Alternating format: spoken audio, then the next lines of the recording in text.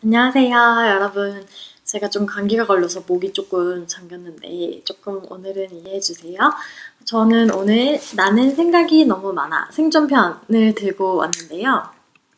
저처럼 나는 생각이 너무 많아 원래 이전작을 안 읽으셨다면은 힘들지 않을까 생각하시는 분들도 많을 것 같은데 그렇지만은 않아요. 저는 이 생존편 읽었거든요. 넘치는 생각 때문에 일, 연애, 인간관계가 피곤한 당신을 위한 심리 처방이라고 되어 있고, 자신감 제로, 유리 멘탈, 연애는 매번 안습, 일은 내가 하는데 승진은 동료가 라고 써있네요. 생각은 많지만 세상살이는 서툰 당신을 위한 맞춤형 생존 전략이라고 돼 있어요. 생존편이 아닌 책은 조금 더 이론적이지 않나 생각이 들고 생존편만 읽으셔도 될 것 같아요. 그렇지만 약간 이 전작이 어떤 책일까는 굉장히 궁금증을 갖게 하는 그런 책이기도 합니다. 1장은 조금 전작을 읽어보지 않았던 사람한테는 생각이 너무 많아 책을 읽어야 하는 의구심이 되게 강력하게 들기도 하고요. 하지만 다 읽고 나면 화자가 아무리 독자를 1권을 읽었다고 전제로 이야기를 진행하더라도 중간중간 모르는 용어 같은 거는 인터넷 검색을 활용하고 글들에 의존하면 되기 때문에 생존편만 읽더라도 너무 주눅들지 않고 읽어도 될 것 같은 그런 느낌이 듭니다. 1, 2부 읽은 후에 이제 정신과민증이란 무엇인가, 감각과민증이란 무엇인가에 대해서 조금 이해를 할 수 있긴 한데요.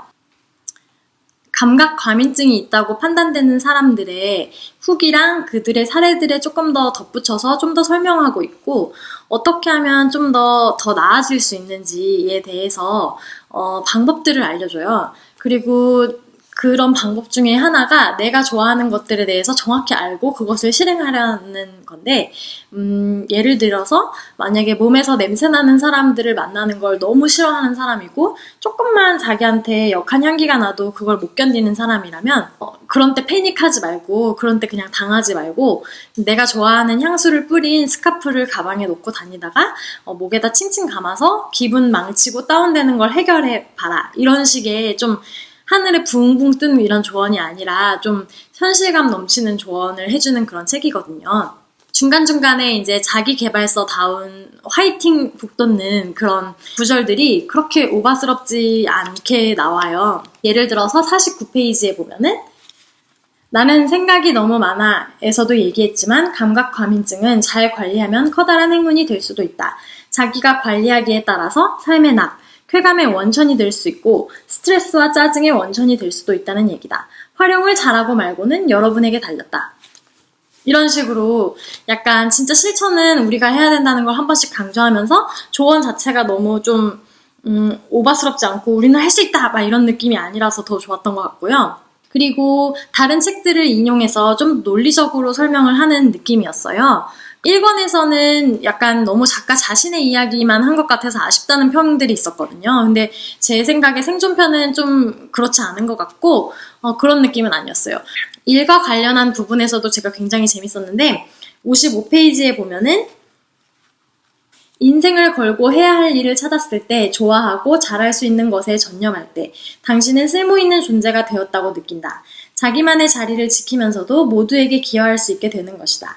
그렇게 되면 펜듈럼에 빠지고 싶은 욕구가 확 사그라진다. 정신적 과잉 활동이라는 것 자체도 이제 하나의 펜듈럼이 되어가고 있다. 그러니 충분히 거리를 두고 보기 바란다. 이런 식으로 일과 관련한 부분에서도 공감이 되면서도 또 이제 이런 정신과민의 성향이 있는 사람들은 이 정신과민이라는 그 분류를 해놓은 것 자체도 펜듈럼이 되기 때문에 이것을 좀 경계하고 봐야 된다는 한시도 늦추지 않고 이렇게 경고를 해주는 그런 특이함이 느껴졌고요. 매사에 적절한 무게 두기라고 해가지고 어떻게 하면 빠져나갈 수 있는지 같은 것들을 이제 3부부터 보여줘요. 알맹이 없는 말들을 골라내서 휘둘리지 않기 이 부분도 굉장히 재밌었는데 언어학 공부를 통해서 말에 휘둘리거나 상처받는 것에 대해서 조금 나아질 수 있다고 얘기하는 그게 저는 되게 신선하게 들렸거든요. 그냥 남의 말에 상처받지 마라. 남의 말은 사실 너를 이해하는 말이 아니다 라는 게 아니고 그 사람의 문장을 정확하게 파악을 해보래요. 예를 들어서 최대한 빨리 그 문제를 연구할 수 있도록 도움이 될 만한 모든 조처를 취하겠습니다. 라는 말이 정보가 아무것도 없는 말이라고 말을 하면서, 그러니까 어떤 문장을 반대로 말할 수 없다면 그 문장 자체가 별 가치가 없고 도움도 안 되는 것이고, 그게 결국에 의미론적으로 공허한 문장인 것이고, 그래서 남의 말을 들을 때 무조건 상처받으려고 하지 말고 그 의미나 속뜻을 잘 가려내가지고 상처받아야 할 말들을 가려내라고 하는 게 저는 되게 현실적인 조언인 것 같아서 좋았어요. 자아 결핍과 관련해서도 자기 개발서에는 자아 결핍과 관련된 게 굉장히 많이 나오잖아요. 이제는 막 너무 뭐라 그럴까, 전형적이라고 해야 될까? 그런 단어이기도 한데, 자기 자신이야말로 자신감 파괴를 하는 장본인이라는 것을 다시 한번 깨달으라고 말을 하면서, 들어도 질리지 않는 얘기들을 하는데요. 자신감 부족이랑 자아 결핍은 다른 개념이라고 얘기를 하면서, 자아 결핍이라는 거는 남의 칭찬을 양식으로 삼아서 내가 무엇을 해줬을 때 고맙습니다 라든지 너무 좋네요 이런 칭찬들 있잖아요. 그런 것들을 듣지 못할 시에는 우울하다고 생각하는 것이래요. 그거를 참 알면서도 좀 이분이, 저자가 똑부러지게 정리를 해놓으니까 속이 시원하면서도 약간 뜨끔하는 그런 게 있더라고요. 공손이란 개념에 대해서 한 번씩 말을 해줬는데요. 재능을 부정하지 않고 그냥 그대로 인정하는 게 필요하다고 말을 하더라고요.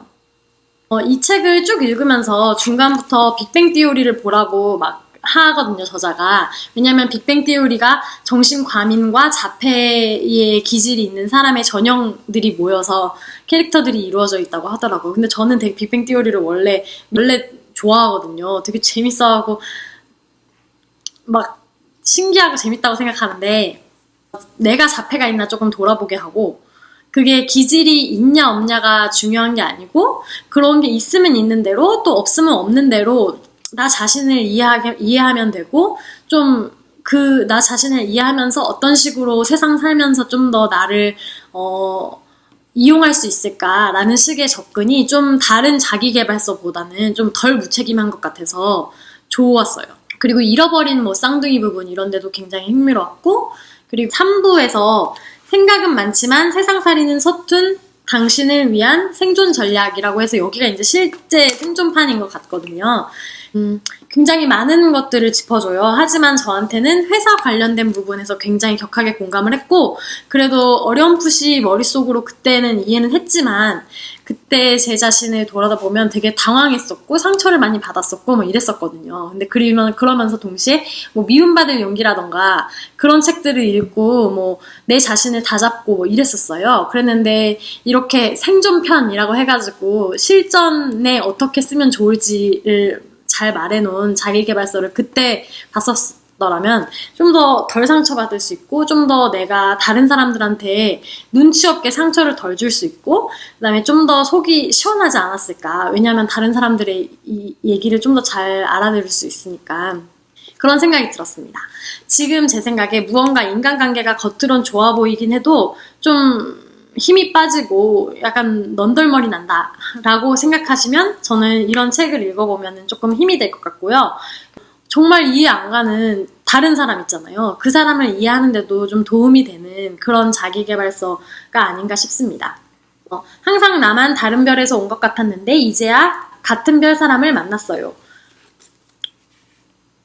이 뒤에 써있는 생각들에 공감하시는 분 많을 것 같고요. 제가 인스타그램에 이 책을 다 읽었다고 올렸더니 제 지인도 이 책 재밌게 읽었다고 말하더라고요. 굉장히 얇고 가볍기 때문에 지금 진짜 생각이 너무 많은 분들 있잖아요. 그런 분들이 읽으면 재밌을 것 같습니다. 그러면 다음번에는 루미너리스 2번을 다 읽었기 때문에 그것에 대한 리뷰와 함께 돌아오도록 하겠습니다.